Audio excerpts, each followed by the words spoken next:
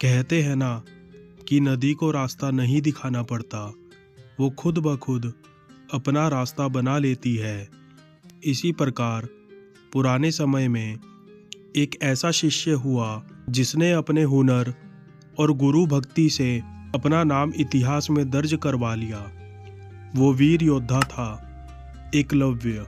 लेकिन इस वीर योद्धा की जिंदगी का अंत कैसे हुआ, आइए जानते हैं वीर एकलव्य की कहानी विस्तार में। महान धनुर्धर एकलव्य की कहानी। बात उस समय की है जब शिक्षा का रूप आज से बहुत अलग हुआ करता था। उस समय के विद्यालय गुरुकुल हुआ करते थे। विद्यार्थियों को शिक्षा ग्रहण करने के लिए सब अपने गुरु के पास आश्रम में ही रहते थे। सभी मिलजुल कर एक परिवार की तरह रहते थे और मिल बांट कर सब काम किया करते थे। सभी शिष्य बड़ी निष्ठा और ईमानदारी के साथ शिक्षा प्राप्त किया करते थे। उस समय शिक्षा भी कुल के अनुसार ही दी जाती थी। ब्राह्मणों और क्षत्रियों के अलावा किसी को भी शिक्षा नहीं दी जाती थी। महाभारत काल में प्रयाग के तटवर्ती प्रदेश में सुदूर तक फैला हुआ एक राज्य श्रृंगवेरपुर था। व्यातराज हिरण्यधनु उस आदिवासी इलाके के राजा व एक महान योद्धा थे। गंगा के तट पर अवस्थित श्रृंगवेरपुर उसकी सुदृढ़ राजधानी थी।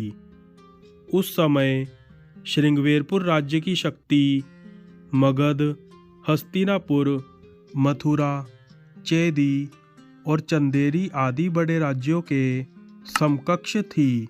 निषादराज हिरण्यधनु और रानी सुलेखा व उनकी प्रजा सुखी और संपन्न थी। निषादराज हिरण्यधनु की रानी सुलेखा ने एक पुत्र को जन्म दिया जिसका नाम अभिद्युम्न रखा गया।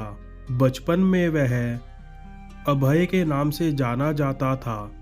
बचपन में जब अभय शिक्षा के लिए अपने कुल के गुरुकुल में गया तो अस्त्र शस्त्र विद्या में बालक की लगन और एक निष्ठता को देखते हुए गुरु ने बालक को एकलव्य नाम से संबोधित किया।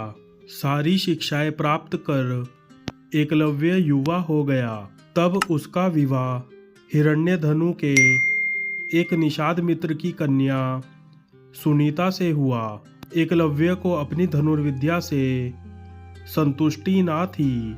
इस कारण धनुर्विद्या की उच्च शिक्षा प्राप्त करने के लिए उसे उस समय धनुर्विद्या में दक्ष गुरु द्रोण के पास जाने का फैसला किया।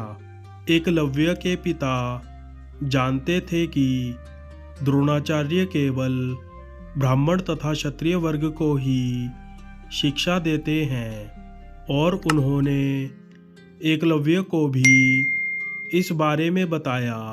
परंतु धनुर्विद्या सीखने की धुन और द्रोणाचार्य को अपनी कलाओं से प्रभावित करने की सोच लेकर उनके पास गया, परंतु ऐसा कुछ भी ना हुआ और गुरु द्रोणाचार्य ने उसे धनुष विद्या देने से इनकार कर दिया।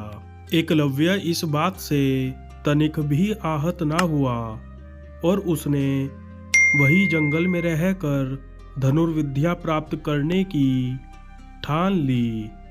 उसने जंगल में द्रोणाचार्य की एक मूर्ति बनाई और उन्हीं का ध्यान कर धनुर्विद्या में महारत हासिल कर ली।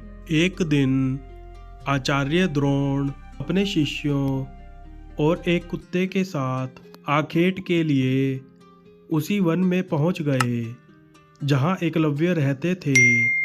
उनका कुत्ता राह भटक कर एकलव्य के आश्रम पहुंच गया और भौंकने लगा। एकलव्य उस समय धनुर्विद्या का अभ्यास कर रहे थे। कुत्ते के भौंकने की आवाज से एकलव्य की साधना में बाधा पड़ रही थी, अतः उसने ऐसे बाण चलाए कि कुत्ते को जरा सी खरोंच भी नहीं आई और कुत्ते का मुंह भी बंद हो गया।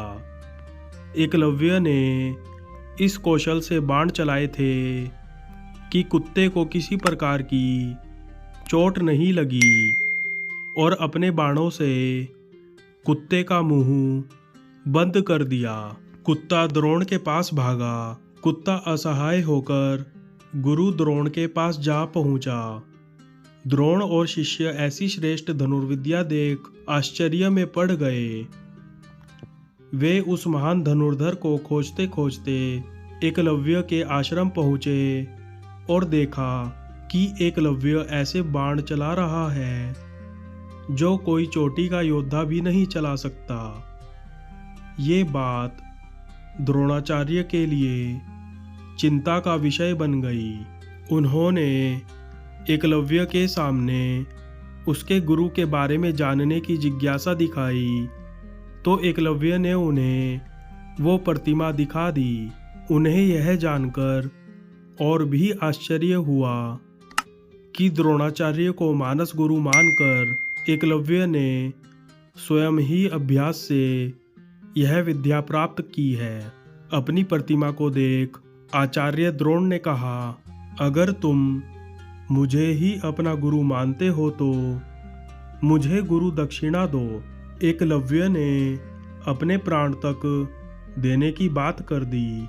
गुरु दक्षिणा में गुरु द्रोण ने अंगूठे की मांग की, जिससे कहीं एकलव्य सर्वश्रेष्ठ धनुर्धर ना बन जाए।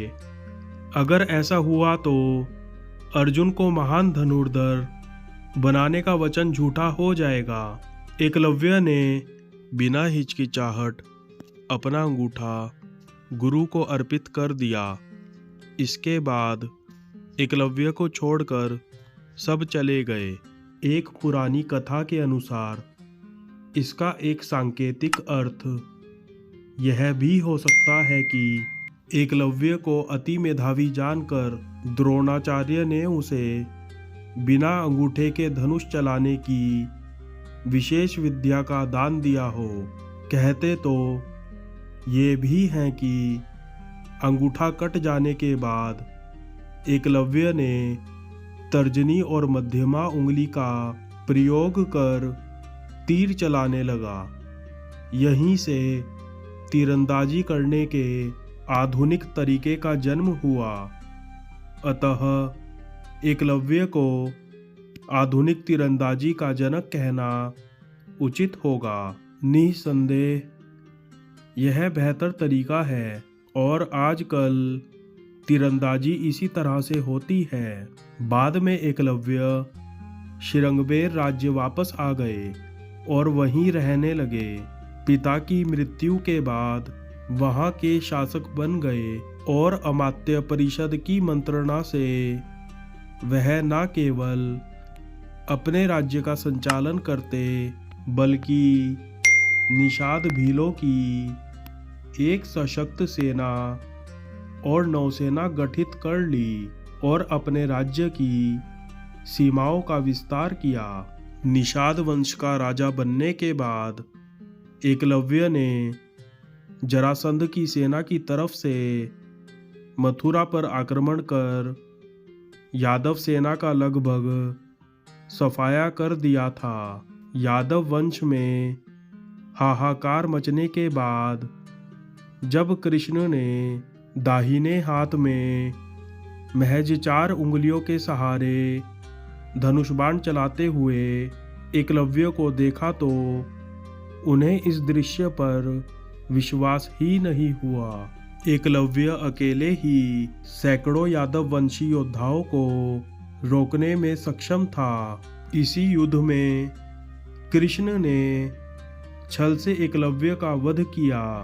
उसका पुत्र केतुमान महाभारत युद्ध में भीम के हाथ से मारा गया था। जब युद्ध के बाद सभी पांडव अपनी वीरता का बखान कर रहे थे तब कृष्ण ने अपने अर्जुन प्रेम की बात कबूली थी। कृष्ण ने अर्जुन से स्पष्ट कहा था कि तुम्हारे प्रेम में मैंने क्या क्या नहीं किया है। तुम संसार के सर्वश्रेष्ठ धनुर्धर कहलाओ। इसके लिए मैंने द्रोणाचार्य का वध करवाया, महापराक्रमी कर्ण को कमजोर किया और ना चाहते हुए भी तुम्हारी जानकारी के बिना भील पुत्र एकलव्य को वीरगति प्रदान की। और इन सब के पीछे केवल एक ही वजह थी कि तुम धर्म के रास्ते पर थे, इसलिए धर्म की राह कभी मत छोड़ना। एकलव्य की कहानी से हमें यह प्रेरणा मिलती है कि हमें कभी भी हार नहीं माननी चाहिए और अपने हौसलों से हालातों को बदलना चाहिए। आपने इस कहानी से क्या शिक्षा प्राप्त की, हमें अपना सुझाव दें और इस एकलव्य की कहानी को अधिक से अधिक शेयर करें। धन्यवाद।